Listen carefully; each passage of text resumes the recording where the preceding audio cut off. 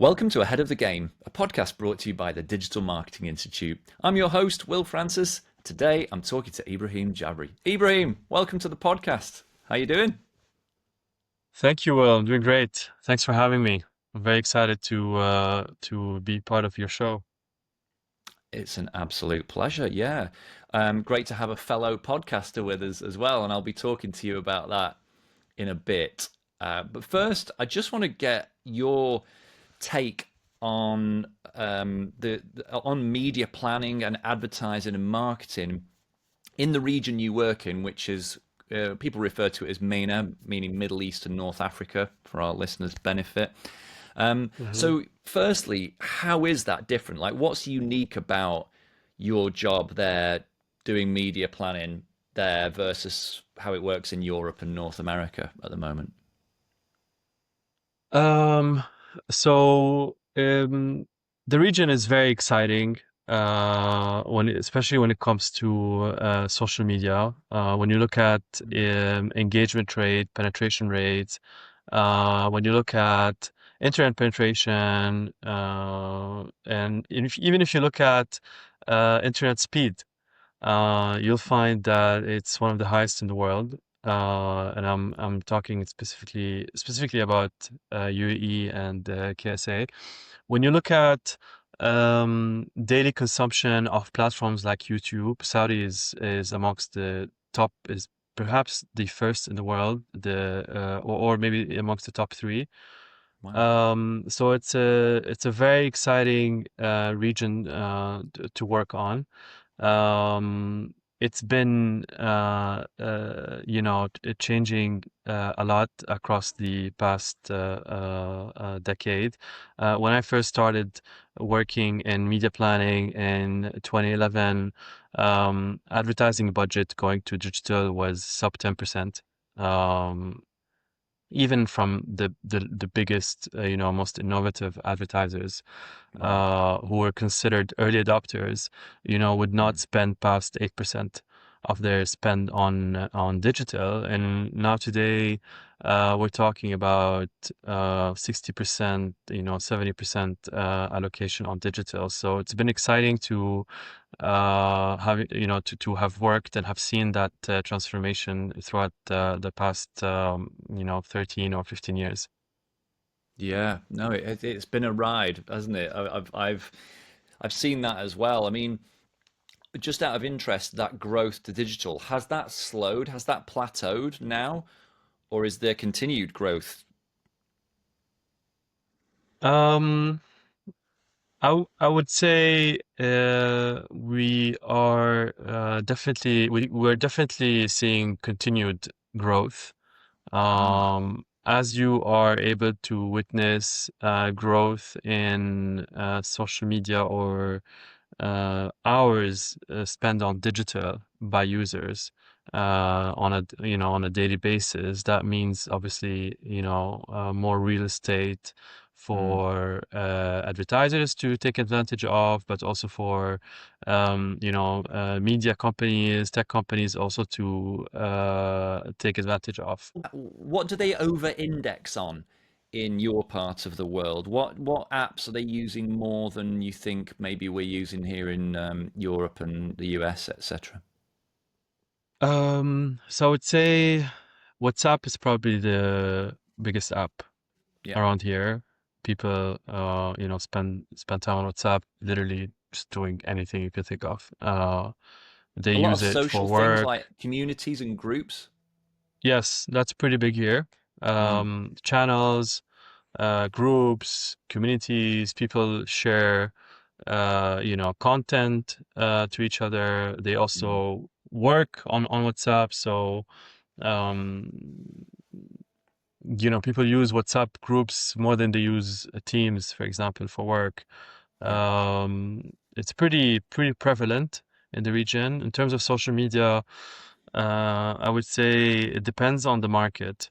So if we take KSA, for example, Which is Instagram, most of our listeners will know that as Saudi Arabia, just to be correct, clear for our Kingdom listeners. Yeah. Kingdom of Saudi Arabia. That's Yeah. right.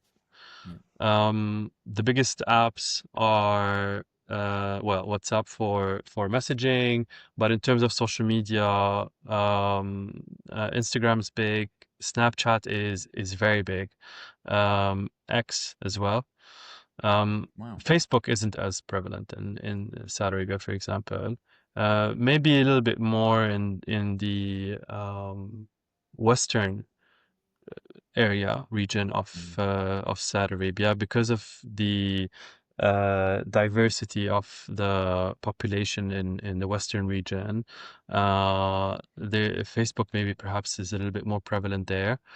Um, Snapchat has gained a lot of ground when it first launched in Saudi Arabia because it basically uh, worked out well with the cultural nuance in Saudi Arabia. So mm, the fact that the messages disappeared, that meant, more privacy.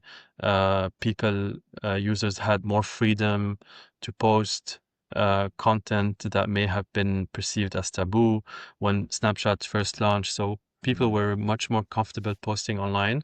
So Snapchat picked up quickly in Saudi Arabia, and today it's probably one of Snapchat's biggest markets in the world, or it enjoys the highest penetrations amongst teenagers. Um, so I would say yes, Instagram, X, and Snapchat are probably the biggest platforms in the Kingdom of Saudi Arabia, and mm. KSA is one of the biggest markets in the MENA region. Out of home is particularly strong in Saudi Arabia, for example.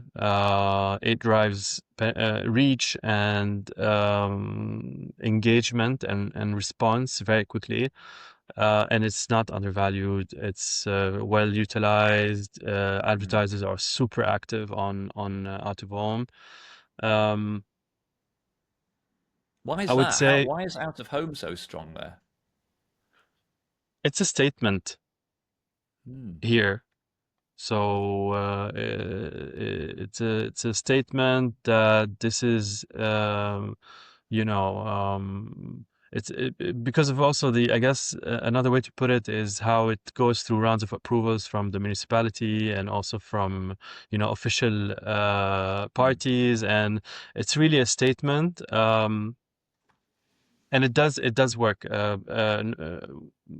You know, Based on my experience back in my time at Publicis, working on big clients who invested heavily behind out of home, they were very yeah. happy with the results of big campaigns they ran out of home, and they were very happy with the results it drove on their lower funnel as well. I would say perhaps now that I'm maybe you know thinking about it a little bit more in terms of underutilized, I would say channels. I would say programmatic is not a channel that is utilized as much as well, I would say, as it should be, Mm, unlike other parts of the world. So here, programmatic is dominated by Google, so by yeah. DV360. Um, there isn't much competition. I would say the other DSPs in the region that that have some market share are Amazon DSP and maybe the Trade Desk as well, but Yeah. very, very minor compared to DV360. There's been some traction in terms of connecting different types of media to programmatic, so not just display or app or web. There's been a little bit of traction in doing in digital out of home. Um, to be honest, I'm not too Mm, familiar with how much digital out of home has gained ground in the US, but I know in Europe, for example, it's pretty mature, right? Correct me if I'm oh wrong. yeah, yeah. Particularly in cities, in transport hubs, stations, and in inner city streets, we see a lot of digital out of home, which I wanted to ask you about actually, because as a digital media planner, how much do you have to think about integrating with offline channels, traditional campaigns, is that ever on your radar, or is it always just get the Facebook and the Instagram ads live and move on? No, I mean, it's important to think about all the touch points. Yeah. Um, all the touch points matter. And the tools that we use as planners do include, traditional media. They do give credit to traditional media. It's not like there isn't any science or, a framework to incorporate traditional media. So there's really no real reason why it shouldn't be included. Um, I would Yeah. say maybe the the flair of Facebook and these big tech platforms is more attractive. Makes it more compelling for advertisers to focus their attention there. But traditional media is still very effective in the region. We're seeing a bit of a transformation when it comes to TV and Yeah. free to air. And this is something that's also, I would say, still in development compared to other parts of the world.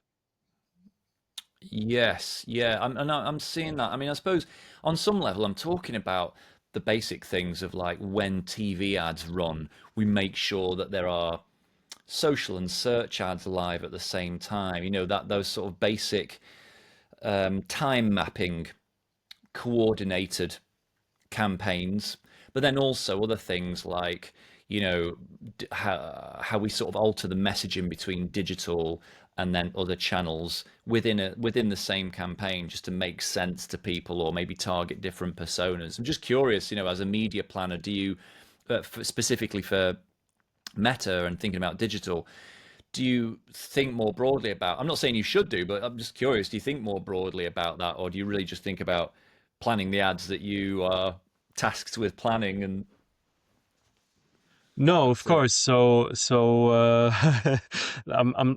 smiling and laughing now because sometimes you want to account for the timeline you have in order to deliver a plan, and that could be a constraint, in a sense, or in terms of how much you're able to invest time in coming up with an optimal recommendation. Yeah. Um, yes, so taking the uh, vehicle or the format into account when we think about what's the right message, and also thinking about in for that moment in specific, in Mm. which the format is delivered, or the message is delivered to the end user, and in which format it's delivered. We also take into account what is the mindset of that user in that specific moment. Are they in Yeah. exploration mode, or are they actively searching for something, or access to a product or a service.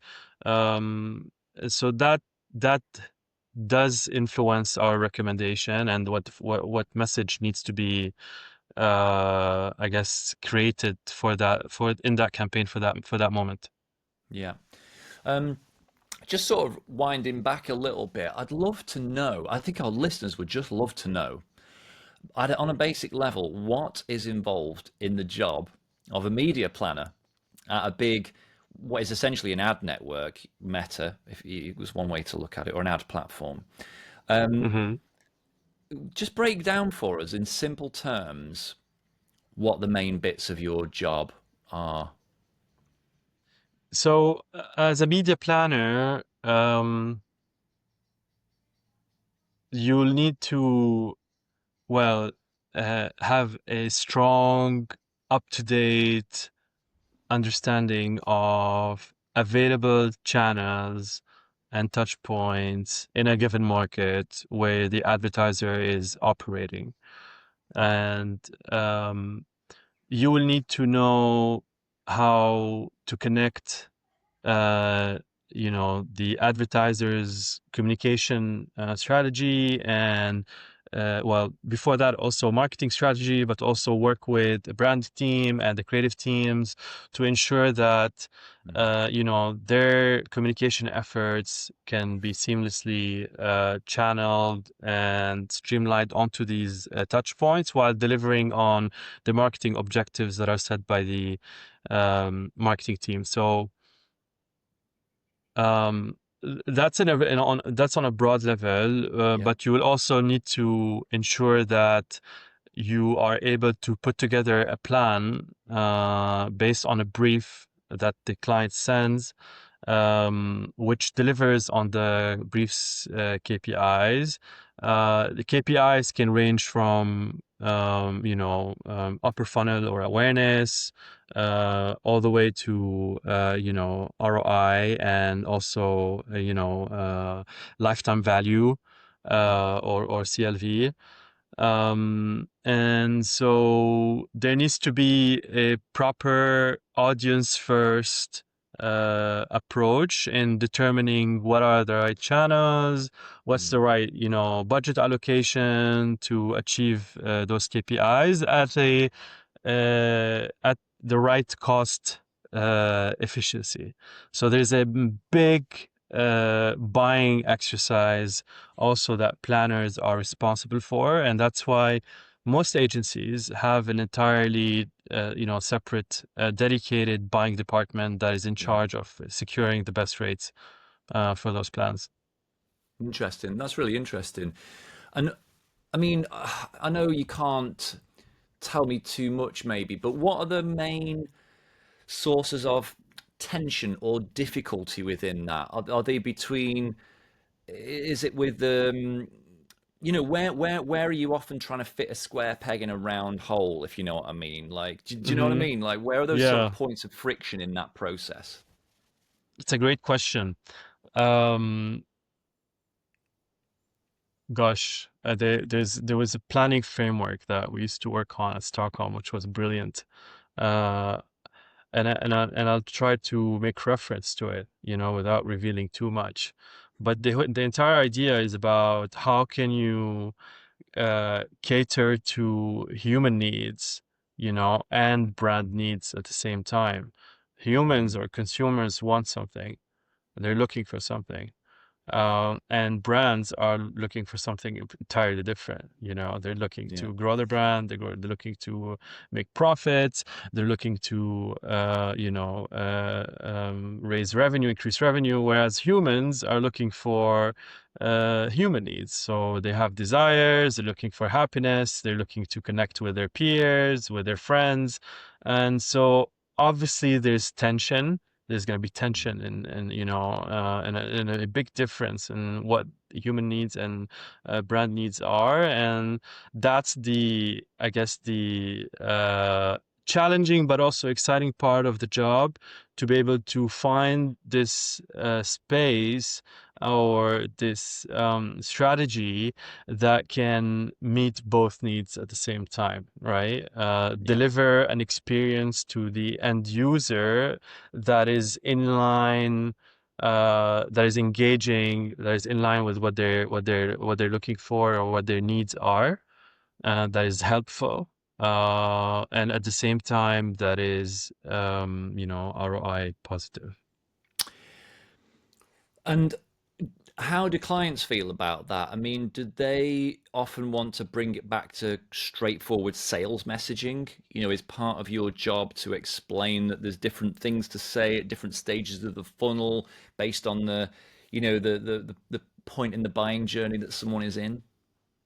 I think it depends on the type of user that you're targeting and where they Mm. are in the funnel.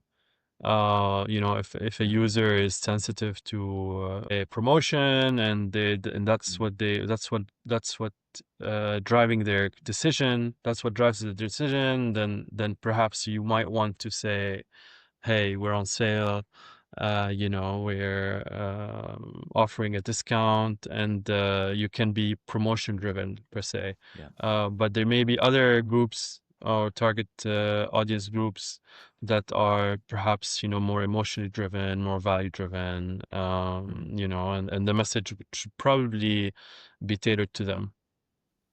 Yeah. And thinking about the funnel, in my time, not on the scale that you do it, but at my time in the past running social ads for clients, the kind of issue is that once you've done remarketing, it's so incredibly high ROI, isn't it? ROAS, meaning that you get so much back for the money you spend when you remarket to people who visited your website, watched your videos, given their email address to you. And so, I'm curious with the kind of budgets and the kind of brands you work with. How do you balance that? How do you sort of not get tempted into putting all the money down the bottom of the funnel on conversion ads, a lot of which may be remarketing, and justify spend up the funnel, which isn't really going to sell stuff, but it's just going to drive awareness and feed that that cohort of people who you can later remarket to. Like, how do you work that out? How do you balance that? Uh, I would say there are many things that come into play. It can go back to the maturity of the brand, of Yeah. the advertiser. Are they well recognized? Is the brand recognition high? Mm, Are there users that are already in market for this brand and its product? Or are they complete strangers and there's zero receptivity for their product? And now, is their product something that's a commodity, or is it a hard sell? Right? That's something else that we could take into account. Um, Obviously, um, it would go back to the objective of the client. Are they trying to deliver on brand? Are they trying to grow brand equity, or are they mm, trying to deliver on sales? Because you could start, if let's say if you needed to prioritize, um, and you do have an existing in-market audience, and obviously you would need to you want to drive short-term ROI. You could just put that money on lower funnel, and it would generate sales for you, but that could mm, hurt your brand equity on the long term, because it may not be the best experience. They may be, a number of direct response ads, very basic, generally, don't do great if you're sensitive or you're after a certain brand positioning, right? mm. Unless Well, yeah, unless you you're miss a out on the $1 shop. opportunity to create a brand. If you're just Yes. selling to the few people that know about you, they're in market for you, I suppose, what you sacrifice is that bigger brand building long term. Yeah. I mean, it Mm, also depends what kind of brand you are, right? Are you a Louis true. Vuitton, or are you a $1 shop? Um, if you're a brand and you have a large budget, if you have both a short-term objective and a long-term objective, I would look at all the data available and insights. We'll probably try to size the in-market audience and see what that can deliver in terms of revenue and ROI on the short term. Yeah. Would look at, obviously, the maybe the entire universe and see who is aware, who's not aware, using dipstick research and brand health trackers and surveys, and see Mm, what activities do we need to deploy in order to move down move audiences down the funnel.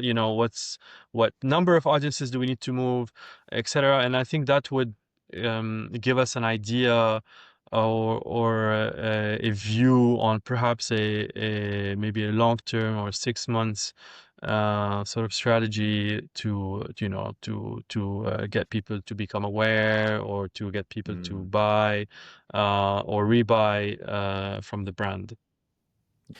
I mean, you must have seen so many campaigns go well and not so well. What are the most common or biggest mistakes that you see people making in media buying today? Um, I've seen really, really terrible creative run on placements that are um, suboptimal Do you to mean running the what same best creative practice on are. all placements, and so in some places they don't look formatted right or anything? Yeah, like running a direct response type ad or static image with, 60% text on it Yeah, on Reels, for example, yeah, on a video placement. That I would say was definitely doesn't work. What I've seen mm, also, if we look at traditional channels, I've seen really terrible creative run on out of home with like minuscule text, really hard to read. yeah. You could risk your life to understand the visual. Mm, So I think that's on both the creative and the media planners to also understand well what is the right amount of text, the right amount of mm, the right size of the text, if put yourself in the audience's shoes and try to imagine you're looking at that billboard and see if that would make sense or not. So these are, I would say, common mistakes. um I would say also another area that could be optimized here in the region is programmatic. I think that there's a lot of work that we need to do here in the region to make right. programmatic really work for clients. Um, there's a lot of activity on programmatic that is not very different from your regular display network buys Yeah. or Google GDN buy, and it doesn't. They're not really, I guess, making the most of what programmatic Yeah, they're is treating it capable like a of. mass one size fits all channel 100%. when Yeah, actually there's yeah, much smarter things you can do because for the benefit of our listeners, programmatic is much smarter. It looks for more specific signals, um, which would indicate, what people are in market for, what their affinities are with, and then shows them the right ad. Oh, that's interesting. Yeah, I mean, I think we probably all could get deeper into that. I think it comes down to resource, doesn't it? And complexity for some people.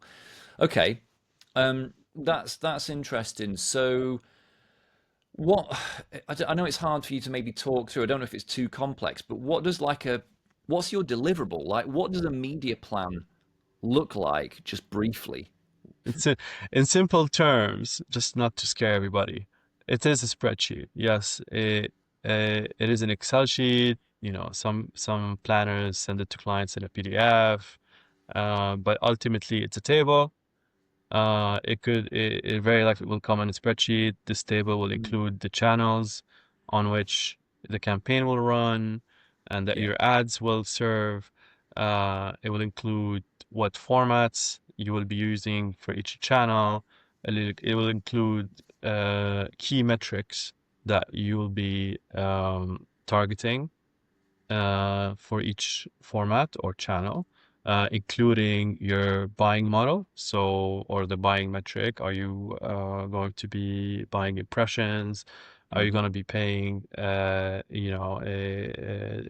certain amount per thousand impressions? Or are you going to be buying Mm, clicks? If you're buying clicks, then you're probably going to see a cost per click in there. Are you going to be buying views? So you'll also be seeing a CPV uh, yeah. metric in there as well. And obviously, beyond the buying metric, you also see the deliverables or estimated deliverables based on whether it's a biddable media or if it's a fixed buy. So these deliverables can obviously should be uh, aligned with the objective that's on the brief. So if the objective is awareness, then you likely see views and Mm, impressions and reach as deliverables. And if the brief is consideration or web traffic, then the deliverables will revolve more around clicks, mm, views as well could be, or dwell time on the video or on the website. signups, leads, and if the objective is conversion or sales, then deliverables will be even lower in the funnel, such as Yeah. purchases, conversions, etc. Yeah. One last question about paid media is about what trends or shifts do you see in 2026 in specifically paid media? There's been a trend in the past couple of years that's revolving more around how brands are working with creators, and I think that's going to continue to grow. And it's going to continue to Mm. grow into more stages in the funnel than awareness. I think, advertisers will start using creators for consideration and for sales, and I think we'll see also advertisers using creators for B2B campaigns as well. Uh, so creators are going to be playing an even bigger role. Um, and the second big trend I would say is uh, more growth in conversational commerce. So with the deployment of business friendly features on WhatsApp, and how Meta is making it easier for advertisers to use WhatsApp for marketing, for different objectives in marketing. I think that will pick up very quickly in 2026. Yeah. Just in the creative that you see, because you obviously see a lot of ad creative. What are you noticing? What changes have you noticed over the last year in terms of what's actually in the ads, if any? Are you seeing more UGC style ads getting pushed with, ad budget? Uh, Mm, the brands that are able to work to incorporate UGC content into their campaigns will definitely doing that today. So if you take, for example, the CPGs of the world and the FMCGs, hmm FMBs, etc., these are no doubt, using creators and UGC and their content. But if you take, let's say, high luxury, destination brands, futuristic, it's really mm, challenging to incorporate UGC, mm. or I guess lo-fi kind of production into their campaigns. They have a very challenging and high brand positioning that they're after, and perhaps Mm. these guys are gonna take a little bit more time to find a way to incorporate UGC onto their campaigns. Yeah, I just feel like I've just seen more of it in my feed where it's an ad, but it's UGC essentially that they're using as the ad because that gets, I would say, higher response rates a lot of the time, particularly like you say for consumer goods. I'd love to ask you about your podcast. Just give us the quick elevator pitch for your podcast because it's really good and it's doing well. Yeah, the podcast is the first and top advertising and marketing podcast in the region. It's the only podcast in English about marketing and advertising. A year and a half ago, I had a think about, what did I want to do with all the experience that I had, like, working with agencies and brands, and how did I want to, share this with more people. Yeah, it's been a year and a half now. I think I've recorded over 75 episodes. Wow. So like Um, one a week pretty much. a little less than 1 week. It's been a little over a year and a half actually. Yeah. It hasn't been too hard bringing in guests, and which is a good sign that there is appetite from Mm. industry folks to want to express their views, and be part of a platform where they can share their expertise. And luckily, having worked in this space with many parties and having built connections with colleagues Mm, and clients and advertisers, I managed to leverage that to get at least half or the first 50% of the guests, and then after that, luckily the show has picked up, and more people it draw attention for more people. More people were interested to join the show, and mm. now luckily, I'm grateful to have interest from people that I don't necessarily know, but are very interesting individuals, and that they enjoy. I really enjoy having on the show. That's very cool. And what I mean, obviously, the doing a podcast can be fine just for the sake of it. I want to make that clear to listeners. There doesn't have to be some like big objective. But is there for you? Is there some, is there some other outcome other than just the enjoyment of doing it? So yes, it's been really good uh, to help me grow my network. And if you think about it, it's a very intimate conversation connection that you're having with Yeah. the guest. It's not someone that, it's not a conversation that you have at an event or, in No, a it's not coffee five shop. minutes. Well, it's not 5 minutes either. So it's Mm, super focused. mm, The guests even think about it before they come on the show. It's not impromptu, even though it could be. And so they think about it before the show, they think about the conversation after. So you really build this very intimate connection yeah. with the person across. And so it's been great in terms of building these connections with these key individuals from different walks of life, from this marketing industry. Cool. And the doors it has opened as well. So these people, they introduce you to others, they introduce you to their business, to their world, and you learn a lot. You learn a lot from these guests. That's true. I think everything you've said is something I would agree with. My experience of being a host of this podcast is it is kind of a networking thing. You get to have these like lengthy conversations with people. You really get to know them, and as you say, learn from them, and it triggers ideas for other things, other episodes or other things in your own work. So yeah, what what advice would you give to someone thinking of creating a podcast about their line of work? Um, I would say today is it's become very easy to start a podcast.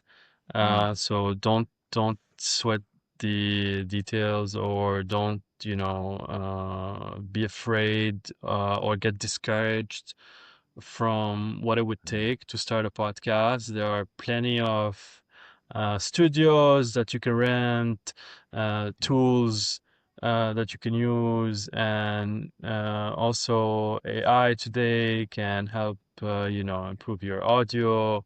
It can help trim your video. It can help create short form from your long forms.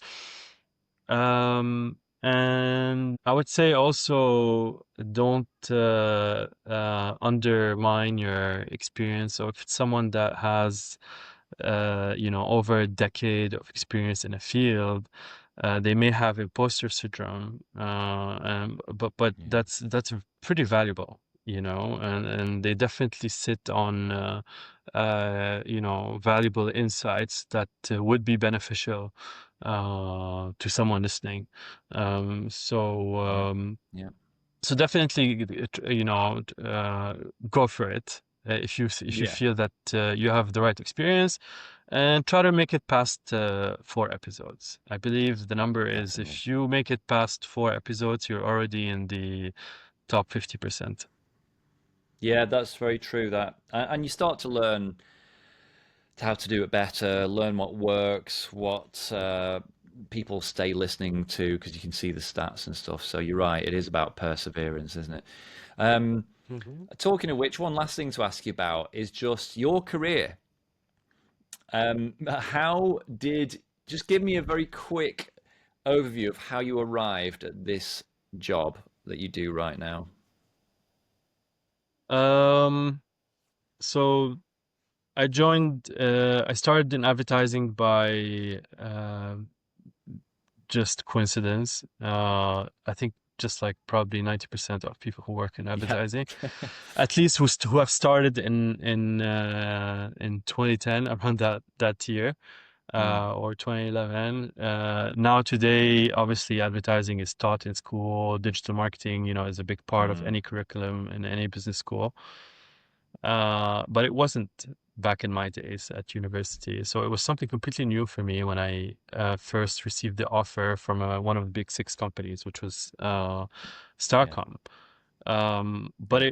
it was a good salary. It was a good compensation. It was in an interesting market, which is Saudi Arabia, and it paid well. So that was very encouraging. I was very curious to know more. I started learning more, obviously, about the field, and I grew my skills in it. I was growing and getting promoted, and back then I had planned to s- continue my studies after just 2 years of work. Maybe do an MBA. Mm, But I had decided not to because it was a space that is still very new, and I couldn't imagine that any university would teach, Facebook ads or search ads, or Google Analytics. So yeah. for me, if I gone done my studies for my MBA, I would have probably lost 2 years worth of growth in digital marketing. So it was something unimaginable. And yeah, I mean, I moved from a role to role within the same group, um, Was it always until because Starcom's a media agency, right? correct. So So yeah, to be clear to just to our listeners, you've got creative agencies, which is what you think of as an ad agency. They make the ads.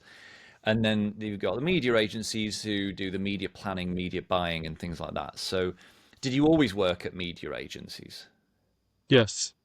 That's interesting. And then obviously you've moved to Meta, which is it's the platform, it's an ad platform. How was that different from working at the agencies?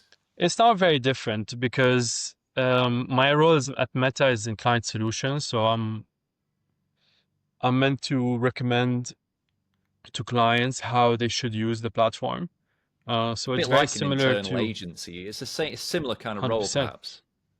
Exactly. So it doesn't change much from what I was doing in agencies. In an agency, I was doing the same, but across all channels. So I was also, advising clients on how to use Google and X, and search, and maybe a wider view on, how they should spend their marketing budget.